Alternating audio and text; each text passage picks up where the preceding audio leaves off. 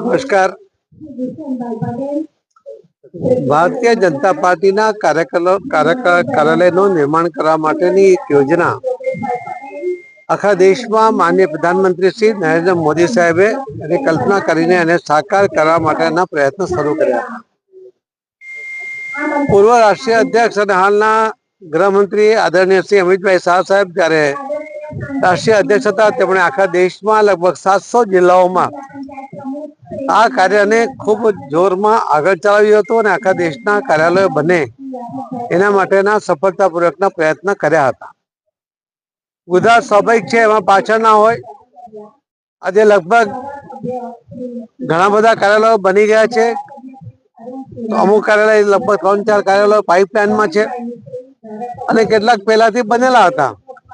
એ રીતે જોતા ગુજરાત પ્રદેશ ભારતીય જનતા પાર્ટીના આખા પ્રદેશની અંદરના તમામ જિલ્લાઓ અને શહેરના અલગ અલગ કાર્યકર્તાઓ અને લોકોની સાથેના સંબંધો જળવાઈ રહે, એનો સંપર્ક સહજતાથી થાય એની કાર્ય યોજનાને બનાવીને એને આગળ વધારવા માટે આ એક માધ્યમ બને એના માટેના આ વિશાળ કાર્યાલયો જે રીતે પાર્ટીની કદ વધી રહ્યું છે, પાર્ટીના કાર્યકર્તાઓની જે તાદાદ વધી રહી છે, જોતા એક સરસ તમામ સગવડવાળા અને સાધ્યભર્યા કાર્યાલયોનું નિર્માણ થાય એવો જે માનનીય પ્રધાનમંત્રી શ્રી મોદી સાહેબનો આગ્રહ હતો, એને સાકાર કરવા માટેનો પ્રયત્ન કાર્યકર્તાઓને સાથે રાખીને થઈ રહ્યો છે. આજે ભરૂચ જિલ્લાનું આ કાર્યાલય માટે ભરૂચ જિલ્લાના ભારતીય જનતા પાર્ટીના અધ્યક્ષ શ્રી મારુતિસિંહજી, સાંસદ શ્રી અમારા મનસુખભાઈ વસાવાજી, સૌ ધારાસભ્યશ્રીઓ, સૌ આગેવાનો, હમણાંના પૂર્વના જવાબદારી સંભાળતા તમામ લોકોએ સાથે મળીને, કાર્યકર્તાઓ સાથે મળીને આ નિર્માણ કાર્ય શરૂ કર્યું છે અને ખૂબ સમયસર આ કાર્ય પૂર્ણ કરશે એવો મને વિશ્વાસ છે. એમને સર્વેને ખૂબ ખૂબ અભિનંદન આપું છું. સર, જે ઝઘડિયામાં જે ઘટના બની છે દુષ્કર્મની, તે બાબતમાં આપનું શું કહેવું? કોઈ પણ આવો બનાવ બને છે ત્યારે રાજ્ય સરકાર પૂરતા પગલાં લે છે. ગુનેગારોને શોધીને એની ઉપર એને સજા સુધી પહોંચાડવા માટેના પ્રયત્ન થઈ રહ્યા છે.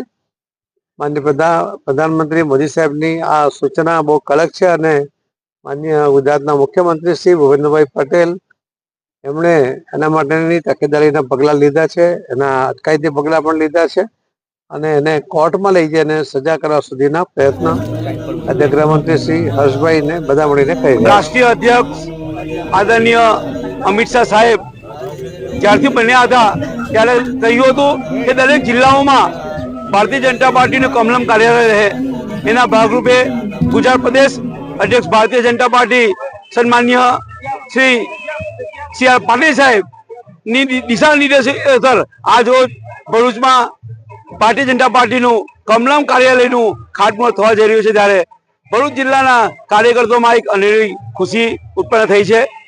સૌ કાર્યકર્તાઓ ભારતીય જનતા પાર્ટીનું કાર્યાલય એટલે કે મારું પોતાનું ઘર બની રહ્યું હોય એ ઉત્સાહથી અહીંયા ભાગ લઈ રહ્યા છે.